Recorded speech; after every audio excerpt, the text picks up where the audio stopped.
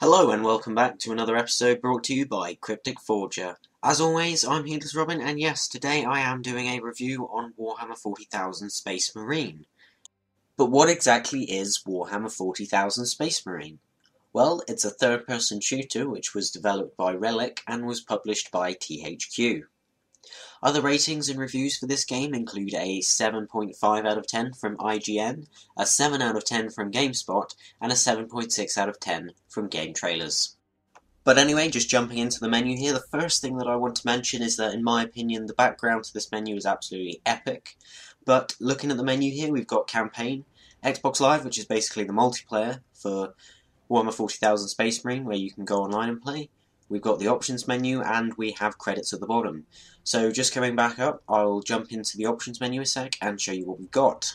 Well, here in the gameplay options menu, we have horizontal sensitivity, vertical sensitivity, look inversion, control vibration, target assist, button layout, stick layout, and LB, LT, RB, RT toggle, and then a layout of the controls at the bottom. Now, coming down into video options, we've got brightness control, and it shows you what's barely visible, slightly visible, and visible, and it also gives you the option to resize the game to the size of your screen.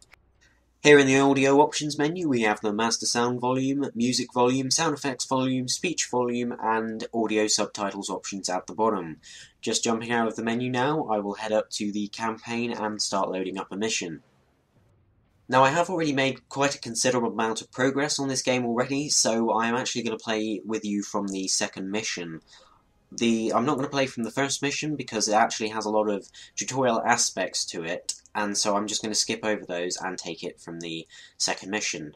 So, without further ado, we'll get into it, but one thing to mention is I will be playing it on normal difficulty. One thing that I really want to mention, though, is something that I think is really important. On the back of the actual game there is a quote, and this quote says, "I am war." Now, I think that this quote is a very suitable quote. I think of what I've played of the game so far, it really sums it up very well, because you really feel like you are this killing machine, and you are the master of war. The Manufactorum still holds. Some Imperial Guard units made it here after all. They cannot hold for long. We must hurry. So yes, our new objective is to stop the Orc assault. Now, as you can see, we've got the option to sprint, I can do a little roll, and there's also like a little power charge thing. What is that servo skull doing? Trying to deliver a message. Must be damaged. The seal of the Inquisition. Interesting. What is the Inquisition doing here? We're about to find out. This is Inquisitor Drogan. I need urgent assistance at Manufactorum Ajakis. They're after the experimental device. The device is safe for the time being. I've drawn them off. But now I'm trapped.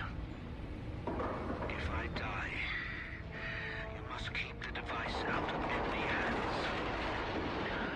Or he'll be unstoppable. I needed more time. I was nearly ready.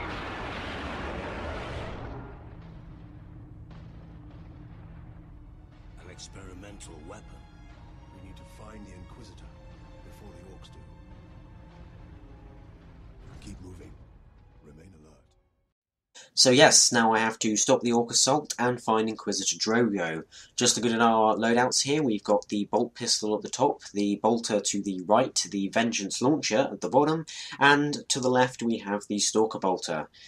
All of these weapons have different talents and qualities about them, but I will not go into that quite yet, and you'll get to see all of those different weapons take effect later. Just having a look at the combat system here, I can complete a variety of different attack moves based on using the X and Y buttons. Generally, Y on its own is to stun and X is to attack, but you can use these in different combinations to use a different variety of attacks. Now, you will once again get to see those in just a bit. Here we have an ammunition bank. Now it is important to pick these up because although the bolt pistol has a limited ammo, it is important to pick it up for all the other weapons in the game, excluding that of the close combat weapons, because you can run out of ammunition for them.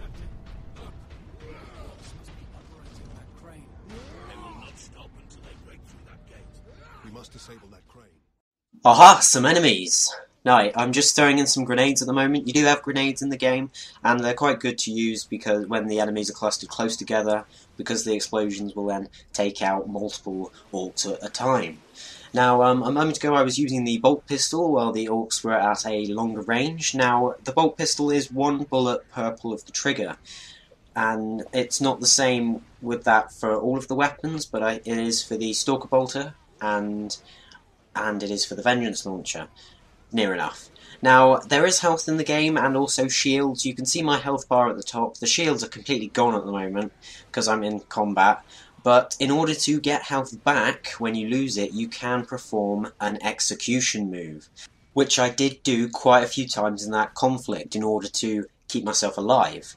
Now, in order to complete an execution, you need to first stun your enemies, and so you need to use Y in the combination of your attacks in order to do so. Once your enemies are stunned, they will show the B button on the Xbox pad above their heads. Now, if you can get close enough to them and press B, it will then perform for you a various assortment of assassinations on them. Now, on a single enemy, the executions do vary, and they also vary depending on the type of enemy that you're fighting. A moment ago, we were just fighting basic standard orcs, but later on, we will be fighting much bigger orcs called knobs.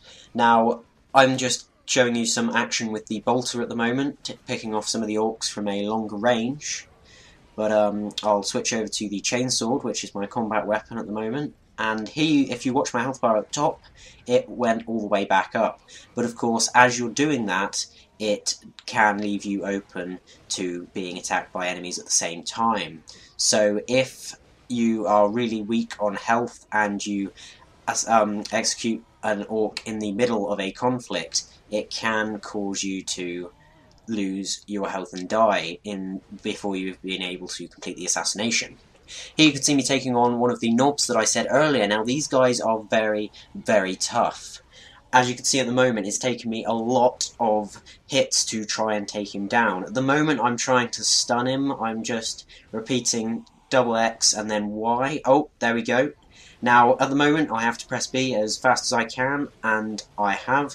And then, as you see, it gives you a different assassination because it is on a different enemy. Okay, that looks like all of the orcs here have been taken out. Now, a moment ago, I didn't really point it out at the time, but I used Fury Mode. Now, when you're in a conflict, it will show in the bottom left of your screen, there you go, the Omega symbol, which is the symbol of the Ultramarines, I believe. Now, when that fills up, once you have killed enough enemies, you can then press in both the right analog stick and the left analog stick at the same time on the Xbox, and that will then activate Fury Mode. This will make you a bit more powerful, and it will also cause you to regenerate health as you fight. There you see I charged into the enemy using the sprint and then the X button, which took out quite a few at the very start. I've been able to use my Fury Mode again, which, as you saw, made it a lot easier to beat the knob there. And then I can just take out the rest of the orcs here. And there's just one last one there, which I will take out with my bolter. Oh, this one. The orcs have managed to power that cannon. Even a single shot will blast right through the gates. We cannot allow that.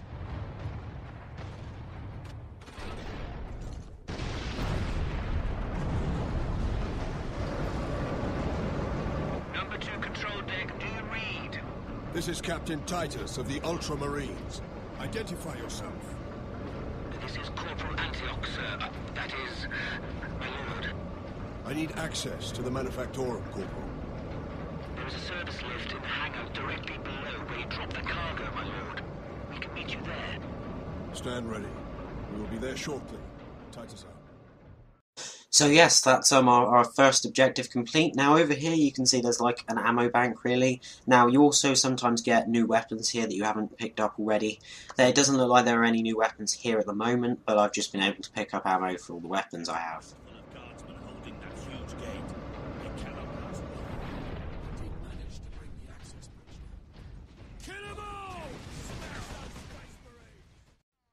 all! Okay, so yes, straight back into another conflict. Oh, yeah, the orcs do sometimes also throw grenades out into you, and you will need to dodge out the way of those. Here you can see me using the Vengeance Launcher to effectiveness as I attempt to blow the orcs apart. Now, was that... oh yes. Now these are squigs. I know, it sounds a bit weird, but they are basically kind of... I don't know what to call them really, but they've got explosives strapped to them and they will run at you like suicide bomber things. Now, here you can see me using the Stalker Bolter a bit. It's the long-range weapon, really, of your arms that you have. Oh, grenade. Nice. Now, this is quite good. It's quite accurate, and it doesn't take that many shots to kill an orc. If you hit him in the head, it's one-shot kill, but in the body, it's maybe 2 or 3. Oh, wow, they're throwing a lot of grenades. Oh, wow. That took down quite a bit of my shields, but none of my health, thankfully. Now, I'm just going to take these out from a distance. There we go. See, 2 shots on the body, I think that was. Oh, I didn't see where he came from. There we go. I gave him a charge with the X button, and I will just assassinate him. I don't really need the health at the moment, but it is pretty awesome to just do so anyway. There we go. I think that's all of them from this area. I'll pick up some more grenades from over here, and I will head down onto our next section. And yes, you may be looking at those red tanks, and yes, they are explosive. So I will just use those to my advantage here and blow the majority of those small orcs up. Now, I'm not actually sure of the official name for the smaller orcs. I know that they do have a name, but I cannot think of it at this very moment. I'm just taking some of them out here. They're very small, they don't take much to kill. You can't even stun them because if you try to do that, that will kill them anyway. So you can't assassinate them, there is no option to do that. They do quite a small amount of damage, so what they are able to do, they have to do in numbers. Down in the lower left hand side of the screen you can see that my Fury meter is full, which yes means I can use the Fury mode, but I'm not going to use that now because you only ever really want to use that when you're in a large conflict, there are a lot of enemies, or there are very big and tough enemies. We must hurry. The greenskins are on the move again. If they find the access point we are using, we will not last long. Now yes, you may have noticed that I am stopping and letting you hear all the voices and the cinematics. Now I am going to do that through the thing. I think it's nice for you just to hear the voices, hear the quality of the voices in this review gameplay video, and also to just get a bit of the story and have an idea of what it is I'm doing in this video. Now yes, I haven't really mentioned them yet, but you do have 2 AI companions with you. Now as within a lot of games, they are not really that helpful. They are there for a lot of the storyline, and they do help you to some extent, but not really that much. The developers of the game have left a lot of it down to you to be the one to basically play the game, and they've made it so that they in no way allow the AIs to help you really at all, so that it's all down to you. It's if you fight your way through an area, it's really you that has done the work in order to fight your way through there. Now the one criticism that I have heard for this game is that something that I felt as well is that it can get a bit repetitive. Now throughout the story there is just a lot of you continually fighting your way through areas to get to somewhere else, fighting your way through another area to do this, and so on and so forth. Corporal Antioch, we are in position. Excellent, Captain. I'm sending the lift up now. Now yes, although I've said what I've just said, later on in the story mode you do get to face a different enemy. I've already said it in this video, so I'll just say it again. It is Chaos that you will be facing, and this in itself provides you with a new challenge and a new enemy to face. But it is still quite a repetitive objective list that you have to do. You just, instead of having to fight orcs to get where you want to go, you end up having to fight chaos instead. Now, what I've just picked up is a power axe. Now, I think that this is the next level up in close combat weapons, really, from the chainsword, and it looks like it's just been given to me in good time, as this looks like it's going to be a massive horde of orcs. Now, it's basically gives you the same number of combinations. You do slightly different moves, but the button combinations are the same. It's just a variety of X and Y in order to stun and do a lot of things like that. As you can see, I've just gone into Fury mode, as there are quite a few orcs around me, and it's making pretty short work of them. Now, here you can see me doing a different assassination with the power axe. Now, I didn't mention this earlier when I was talking about executions, but the weapon that you are carrying also varies the sort of execution that you do perform. Now, at the moment you can see that I'm using both the bolter and the power axe. It's important to do this for maximum efficiency when you're fighting the orcs, as if you're just using one or the other, it can mean that you lose more health than is necessary. And something that's really important is that you keep a watch on your Fury bar.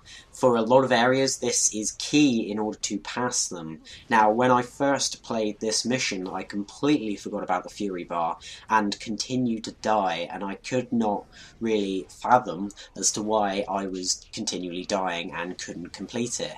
And then I thought, oh my god, I have not been using it. So I started using that, and it helped a lot, and it just made it a lot easier to complete it. Now, as you saw there, my health was getting pretty low. During a fight, you've really got to vary when you choose to do your executions. You need to make sure that you're not too low on health, and that you're not surrounded by too great a number of enemies, because if you are, you will die before you are able to complete the execution move. Now, it looks like this is just the last few orcs of the first wave. Once we've taken out all of these orcs, another wave will take its place, I believe, and I'll just execute this last orc for good show. There we go, next one. Now, oh, they've got a couple of knobs here, so I'll, if I can just break out from close range in a second, I will use the Vengeance Launcher, but, oh, I've managed to stun that knob. Now, oh, I'm getting very low on health. Oh, that was close. Now, that was a really great example of what I was talking about. If you're really low on health and surrounded by a lot of enemies, you will possibly die before you're able to complete the execution, sorry. Now, once again, I was getting quite low on my health when I went to assassinate the bigger knob.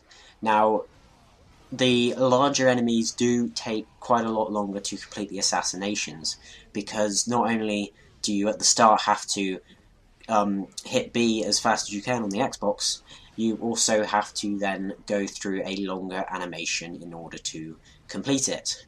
And yes, here you can see me just taking out the last few orcs with the Vengeance Launcher. It's very simple, just right trigger to fire and right bumper to detonate these sticky grenades. Yes, my lord. We have word that an Inquisitor is in the Manufactorum. Yes, Lord Drogon. So yes, that concludes the overview of the gameplay for this video. Now, all that's left to do before I end this video is to give my own personal rating. Now, I think that this may be because I myself am a fan of Warhammer 40,000 games. I've also played Dawn of War 2, but I'm going to give this game a higher rating than any of the examples that I gave at the start. I'm going to give it an 8.5 out of 10. Why? Because I think that the combat system behind this game is absolutely epic, and I think that it's nice to see something like a third-person shooter like this come out of something like Warhammer 40,000. But for me, the game does get mildly repetitive, and so for these reasons I have given it an 8.5 out of 10. But I hope that you have liked this video, and if so, hit that like button. Consider subscribing to my channel for more videos, and I will see you next time. This has been HeedlessRobin with Cryptic Forger, and I am signing out.